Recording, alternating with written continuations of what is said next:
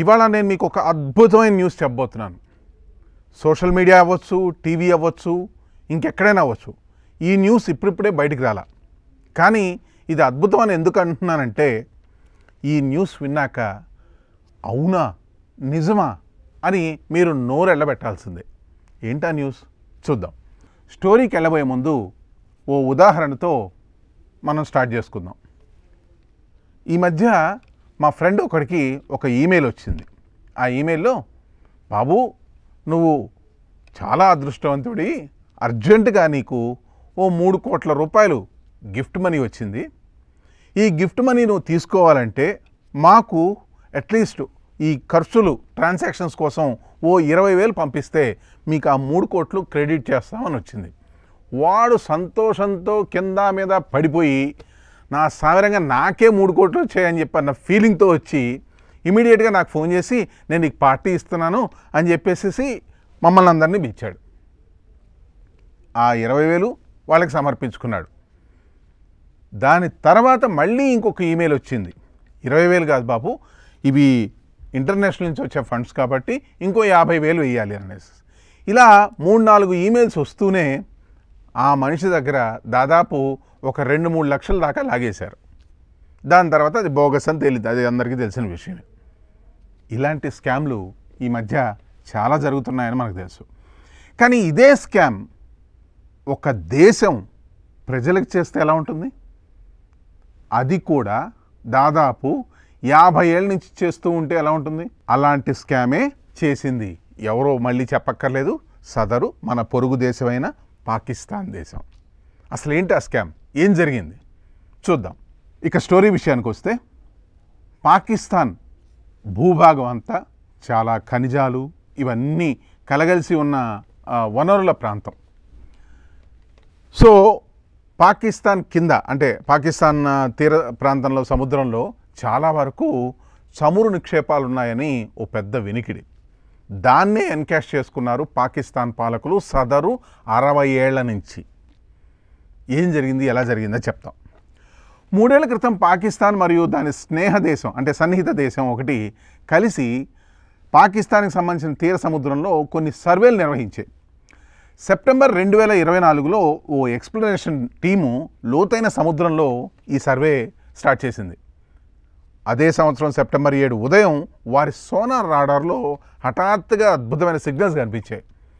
బృందం అంతా ఎంతో ఉత్సాహంతో ఆ సిగ్నల్స్ పరిశీలించగా వారు కోరుకున్న జాక్పాట్ దొరికినట్టు తెలిసింది. జాక్పాటా ఏంటది అనుకుంటున్నారా?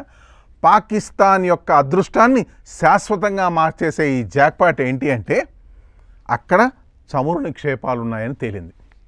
దీంతో వాళ్ళు ఏమీ దాన్ని సర్వే చేయకుండా, పూర్తిగా దాన్ని అనలైజ్ చేయకుండా జాతీయ అంతర్జాతీయ మీడియాలో కూడా మాకు దొరికేసింది, మా జీవితం ధన్యం అని చెప్పేసి గొప్పలు చెప్పుకుంటారు. ఒక రకంగా ఏం చెప్పారంటే, ఈ నిధితో పాకిస్తాన్కి ఎప్పటికీ గ్యాస్ ఎగుమతి చేయాల్సిన అవసరమే లేదని, దాంతోపాటు తమకున్న అప్పులను కూడా క్షణాల్లో తీర్చేయగలదని అధికారులు బెంబేలెత్తిచ్చేశారు ప్రతి ఒక్కరిని. కానీ ఒక్క నిమిషం అండి, ఈ వార్త మీకు ఎక్కడో వినిపించినట్లేదా? నేనే గుర్తు చేస్తా. 5 ఏళ్ల క్రితం 2019లో అప్పటి పాకిస్తాన్ ప్రధాని ఇమ్రాన్ ఖాన్ కూడా ఇలాంటి వార్తనే ప్రకటించాడు.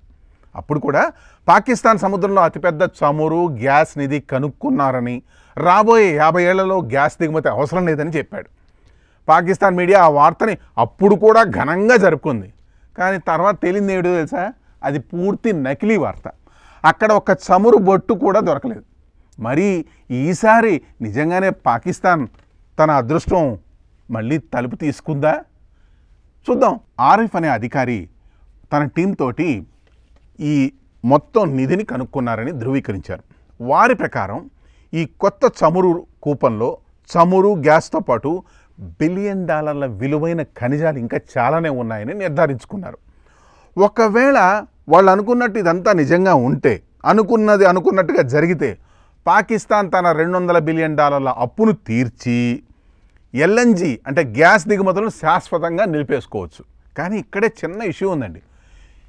ఈ చమురు అయితే లోపల ఉంది, దాన్ని తవ్వడానికి కొంచెం డబ్బులు అవసరం కదా? కొంచెం కాదండి, $5 బిలియన్ పెట్టుబడి అవసరం. ఈ డబ్బు కానీ పాకిస్తాన్ సమకూర్చుకోగలిగితే 5 ఏళ్లలో పాకిస్తాన్ అప్పులను తీర్చగలదని వాళ్ళు చెప్తున్నారు. కానీ $5 బిలియన్ అది కూడా పాకిస్తాన్కి ఇచ్చేవాళ్ళు ఎవరు, తెచ్చుకునేది ఎవరు? కొంచెం అనుమానాస్పదంగా లేదు? అంతే కదండి. ఈ కథలో కొన్ని పాకిస్తాన్ కొత్త స్కామ్లు కూడా కనిపిస్తాయి.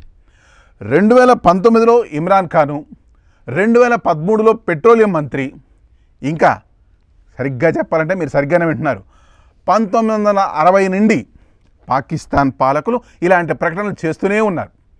ప్రతిసారి వాళ్ళకి ఏమైనా శక్తి సంక్షోభం ఇలాంటివి వస్తే IMF ఇంటర్నేషనల్ మానిటరీ ఫండ్ నుంచి బెయిలౌట్ చేసుకోవడానికి ప్రభుత్వ వ్యతిరేక నిరసనలు లేదా పెట్టుబడిదారులను ఆకర్షించే సమయంలో ఇలాంటి చమురు వార్తలు గుప్పిస్తుంటారు. 2019లో ఇమ్రాన్ ఖాన్ ప్రకటన సమయంలో శక్తి సంక్షోభం, నిరసనలు, $6 బిలియన్ IMF రుణం ఉన్నాయి. 2013 కూడా ఇలాంటి సంక్షోభంతో పాటు $6.6 బిలియన్ రుణం కూడా ఉన్నాయి. ఈ పాత స్క్రిప్టు కొత్త పాత్రలతో ప్రతి 2-3 సంవత్సరాలకు ఇలా చెబుతూనే ఉంటారు. మనకు సామెత ఉంది కదా, పాత సీసాలో కొత్త సారాయి అన్నట్టు, అలానే ఉంటుంది. ఈసారి కూడా ఈ అధికారులు ఈ నిధిని ఖచ్చితంగా నిర్ధారించలేదని స్వయంగా మళ్ళీ ఈ టీంని లీడ్ చేసిన ఆరిఫే చెప్పాడు. వాళ్ళ సర్వే ప్రకారం ఈ సర్వే ఓన్లీ సిస్మిక్ అసెస్మెంట్ కోసం మాత్రమే చేసింది, కానీ అంటే భూకంప జోన్లను వాటిని గుర్తించే సర్వే తప్ప చమురు నిధి ఉందని నిర్ధారించే సర్వే అయితే కాదు. అంటే భూకంపాలను గుర్తించే సర్వే ముందు పెట్టుకొని చమురు నిక్షేపాలను వెతకడం కోసం చేస్తున్నామని గవర్నమెంట్ పెద్ద హైపే చేసింది.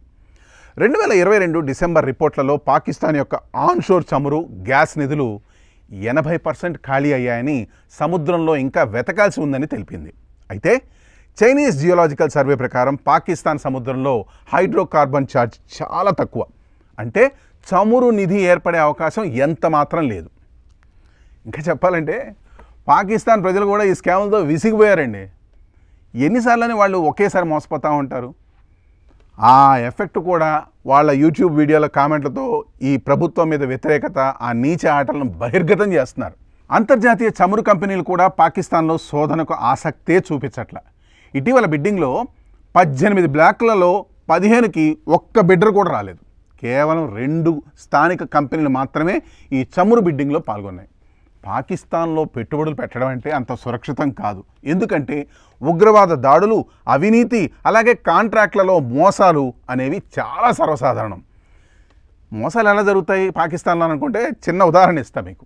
2008లో టర్కిష్ కంపెనీ కార్కే కార్నెస్ను మోసం చేసి ఆస్తులను స్వాధీనం చేసుకున్నారు.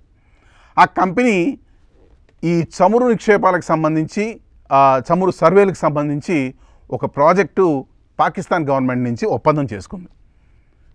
ఒప్పందం జరిగింది, పని కూడా అయిపోయింది. కంపెనీకి రావాల్సిన $1.2 బిలియన్ తీసుకోవడానికి వాళ్ళు అప్లికేషన్ పెట్టుకున్నారు. కానీ దాన్ని వాళ్ళకి ఇవ్వకపోగా అదే జరిమానా విధించారు ఆ కంపెనీ మీద. ఎలా జరిగింది ఇదంతా? జస్ట్ పాకిస్తాన్లో అంతే. 2017లో అధికారులు చమురు కంపెనీలతో కలిసి 86 బిలియన్ రూపాయల మోసం చేశారు. బిలియన్ అండి, బాగా గుర్తుపెట్టుకోండి, బిలియన్స్.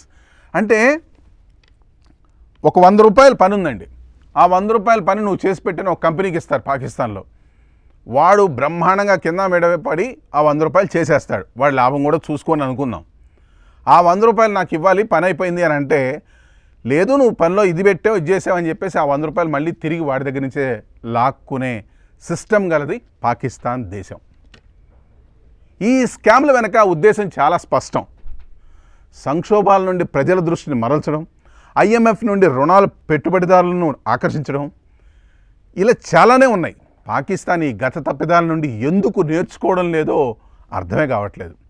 భారతదేశం 1991లో IMF సహాయం తీసుకుంది. ఆ తర్వాత ఇంతవరకు IMF నుంచి లోన్ కానీ ఏమి తీసుకోలేదు. కానీ పాకిస్తాన్ మాత్రం అదే స్కాములను ముందు పెట్టుకొని ఎట్టి పరిస్థితుల్లో రుణం కోసం అప్పుల మీద అప్పులు తీసుకుంటూనే ఉంది. సరే, ఇవన్నీ కాసేపు పక్కన పెడదాం. నిజంగా చమురు నిధి పాకిస్తాన్లో ఉన్నది నిజమైతే అది చాలా గొప్ప విషయం. కానీ ఆధారాలు లేని ఈ హైపు పాకిస్తాన్ ప్రజలను మోసం చేసే ప్రయత్నంగా కనిపిస్తుంది. ఓవరాల్గా ఈ మొత్తం స్టోరీ విన్నాక మీకు ఏమనిపిస్తుంది? రేపు ఎప్పుడైనా మీకు ఈమెయిల్ వచ్చి ఇలాంటి స్కామ్ ఈమెయిల్ వస్తే మీరు ఏమైనా రెస్పాండ్ అవుతారా? ఎలాగో రెస్పాండ్ అవ్వరు. కానీ పాకిస్తాన్ పాలకులు కానీ ప్రభుత్వం కానీ ప్రజలను ఇలా బురిడీ కట్టించడంలో మహాదేశముదుర్లు, ప్రపంచముదుర్లు అని చెప్పుకోవాలి. సో తస్మాత్ జాగ్రత్త. మీరే కాదు, ఒకవేళ ఈ స్టోరీని పాకిస్తాన్ ప్రజలు చూసినా వాళ్ళు కూడా తస్మాత్ జాగ్రత్త. That's all for today.